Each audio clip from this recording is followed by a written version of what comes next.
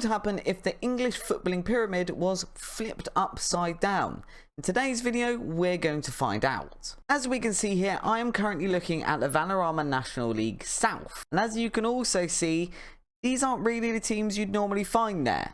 I'm actually using a custom database which has put all the Premier League teams in either the National League North or the National League South. Because obviously the bottom two playable leagues in Football Manager are split into two, there is a little bit of a mix of championship teams in here as well.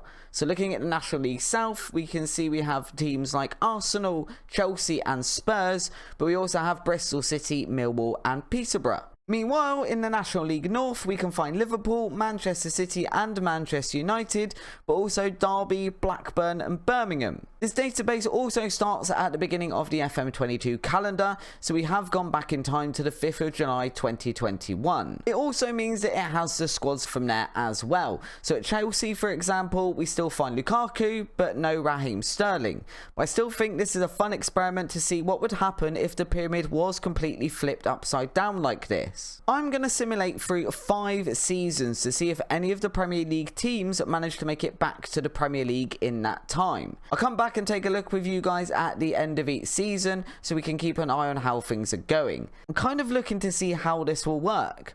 Will all the major players leave the squads? Will the major Premier League teams start well, but then get stuck in League One, for example? I also think it will be interesting to see which teams do well in the new look Premier League. At the start of the season, the bookies are backing Southport to win the title, but will it end up that way? I'm going to simulate through the first season and let's see what happens. After the first season, it is Chelsea who go up as champions in the National League South, and it is Spurs who will be joining them after they beat West Ham 3-1 in the playoff finals. Lukaku is finished as the top scorer in the league, with Jorginho as the top assist provider. Globally as well, the teams have been kept intact as far as I can see. Although Chelsea have sold both Thiago Silva and Kante in the January transfer window. In the National League North is the two Manchester clubs who have been promoted, with Manchester United going up as champions, finally winning a league title, and City beating Liverpool in the playoffs on penalties. Calvert-Lewin of Everton is actually the top scorer, with Phil Foden the next in line, and Jadon Sancho is top of the assist charts. Again, the two teams have more or less stayed intact, with United selling Juan Mata and Jesse Lingard in January, both players who have left in real life anyway this summer,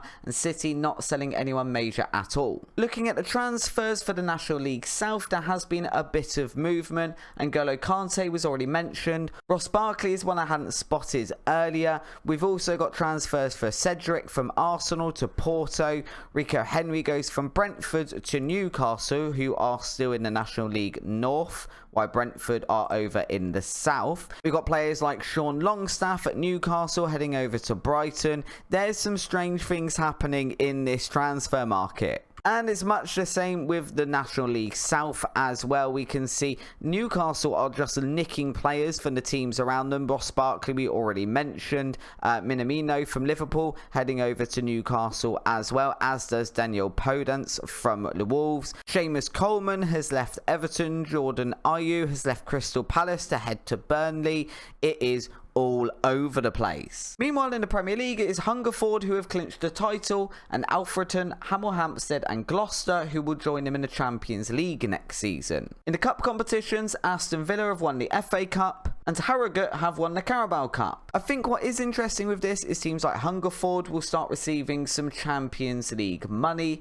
I really don't expect them to do well in it, but will they be able to build a team that is capable of stopping the OG Premier League clubs once they return? During the second season, we now have 4 former Premier League teams fighting for promotion into League 2, and it's Manchester City and Spurs who manage it. Spurs actually go up via the playoffs again, this time beating Chelsea after extra time. In the National League North, it's Liverpool and Newcastle who gain promotion. Interesting to see that Everton have got a 10-point deduction for going into administration as well. And in the South League, it's Arsenal and West Ham going up, and Watford facing the same points deduction as Everton. Looking at transfers, it still seems as if Newcastle are trying to buy anyone they can, and there are some players starting to trickle away from the English leagues as well. In the National League, City have purchased Kane, Kai Havertz is gone, Heung-min Son is gone, Ruben Diaz is gone, Jorginho, De Bruyne, Gabriel Jesus. So actually the teams in the higher league have done a worse job of keeping hold of their players this season, which is interesting. I'm not sure if that's an increased reputation thing or based on good performance or what is causing that. In the Premier League, Weymouth have just clinched their first title, while last season's winners Hungerford are down in 14th place. Meanwhile, Liverpool win the FA Cup, and Spennymoor are the Carabao Cup winners. With Manchester City and Spurs now promoted to League 2, they are in front in the race to return to the Premier League. Let's see if they can continue that upwards momentum in Season 3. Pretty unsurprisingly, both Manchester City and Spurs are once again promoted from League 2. Manchester City only actually dropped 2 points all season this year, which was a 1-1 draw with Exeter City. Spurs have lost 2 games, but these were both against Manchester City, and have also suffered a 0-0 draw against Crawley. Having a quick look as well, Antonio Conte is still the manager of Tottenham, but the Manchester City manager is now Vincent Kompany, with Pep Guardiola having left the role in the summer to join absolutely nowhere. Bit of a weird one. In the National League, it is Liverpool and Arsenal being promoted, and in the leagues below, it is Burnley and Leeds being promoted from the north, with Southampton and Brighton being promoted from the south. The FA Cup is once again won by a former Premier League club in the form of West Ham, and the Carabao Cup is won by Spurs, who beat Blackpool in the final. Heading over to the Premier League then, and it's Ebbsfleet winning the title this time round. Really doesn't seem to be any real consistency here, it just looks like it could be any one of a number of teams each time. Looking at the transfers in League 2 then, there is still movement, although the 3 biggest transfers of the season are players heading to Man City rather than leaving them, with Timo Werner, Ben Chilwell and Gabriel all joining the club. In the National League, the biggest transfer away from England is Fabinho to Barcelona, but we also see players like Rudiger, Varane, Mendy, Ziyech and Tomiyasu all leaving the English leagues. Whilst in the National League North, we see Moise Kean, Rafinha and Nidi all move to other countries. Will we see even more players leave the country as we head into Season 4? At the start of Season 4, we can once again see that both Manchester City and Spurs have been promoted, losing 1 game apiece against each other. There are a couple of transfers out of the league again, with Serge Reguilon heading to Juventus and John Stones moving to Roma. In terms of transfers in, it just looks like Manchester City are trying to poach all of Chelsea's good players. Heading down the leagues then, and we find Liverpool and Arsenal promoted from League 2. Newcastle and Brighton promoted from the National League, West Brom and Aston Villa moving up from the National League North, and Fulham and Crystal Palace promoted from the National League South. This does mean that there are some interesting teams remaining in the National League next season. Chelsea, Manchester United, West Ham and Leeds, just to name a few. Manchester City win the 2025 FA Cup, beating Burnley 2-1, while Spurs retain the Carabao Cup. In the Premier League, we see our 4th different winner of the title, with Spennymoor this time the team to go over. Theoretically, with City and Spurs heading into the Championship for the 2025-26 season, we could soon see them back in the Premier League. Will any of these teams be able to mount any sort of challenge once they return?